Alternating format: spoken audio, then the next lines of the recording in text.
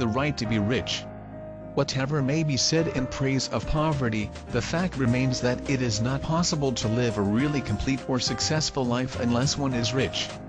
No one can rise to his greatest possible height in talent or soul development unless he has plenty of money, for to unfold the soul and to develop talent he must have many things to use, and he cannot have these things unless he has money to buy them with. A person develops in mind, soul, and body by making use of things, and society is so organized that man must have money in order to become the possessor of things. Therefore, the basis of all advancement must be the science of getting rich. The object of all life is development, and everything living has an inalienable right to the development it is capable of attaining. A person's right to life means his right to have the free and unrestricted use of all the things which may be necessary to his mental, spiritual, and physical unfolding. Or, in other words, his right to be rich. In this video, I shall not speak of riches in a figurative way. To be really rich does not mean to be satisfied or contented with a little. No one ought to be satisfied with a little if he is capable of using and enjoying more.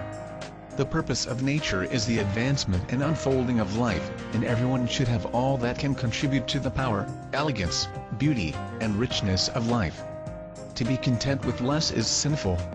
The person who owns all he wants for the living of all the life he is capable of living is rich, and no person that does not have plenty of money can have all he wants.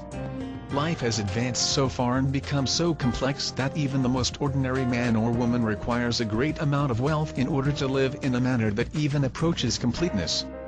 Every person naturally wants to become all that they are capable of becoming. This desire to realize innate possibilities is inherent in human nature. We cannot help wanting to be all that we can be. Success in life is becoming what you want to be. You can become what you want to be only by making use of things, and you can have the free use of things only as you become rich enough to buy them. To understand the science of getting rich is therefore the most essential of all knowledge. There is nothing wrong in wanting to get rich. The desire for riches is really the desire for a richer, fuller, and more abundant life, and that desire is praiseworthy. The person who does not desire to live more abundantly is abnormal.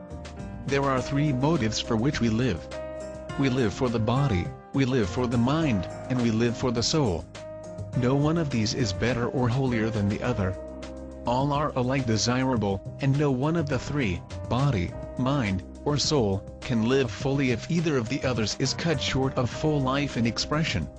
It is not right or noble to live only for the soul and deny mind or body, and it is wrong to live for the intellect and deny body or soul. We are all acquainted with the loathsome consequences of living for the body and denying both mind and soul, and we see that real life means the complete expression of all that a person can give forth through body, mind, and soul. Whatever he can say, no one can be really happy or satisfied unless his body is living fully in its every function, and unless the same is true of his mind and his soul. Wherever there is unexpressed possibility or function not performed, there is unsatisfied desire. Desire is possibility seeking expression or function seeking performance. A person cannot live fully in body without good food, comfortable clothing, and warm shelter, and without freedom from excessive toil. Rest and recreation are also necessary to his physical life. One cannot live fully in mind without books and time to study them, without opportunity for travel and observation, or without intellectual companionship. To live fully in mind, a person must have intellectual recreations, and must surround himself with all the objects of art and beauty he is capable of using and appreciating.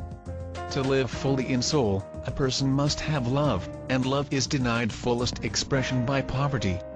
A person's highest happiness is found in the bestowal of benefits on those he loves. Love finds its most natural and spontaneous expression in giving. The individual who has nothing to give cannot fill his place as a spouse or parent, as a citizen, or as a human being. It is in the use of material things that a person finds full life for his body, develops his mind, and unfolds his soul. It is therefore of supreme importance to each individual to be rich. It is perfectly right that you should desire to be rich. If you are a normal man or woman, you cannot help doing so. It is perfectly right that you should give your best attention to the science of getting rich, for it is the noblest and most necessary of all studies. If you neglect this study, you are derelict in your duty to yourself, to God and humanity, for you can render to God and humanity no greater service than to make the most of yourself.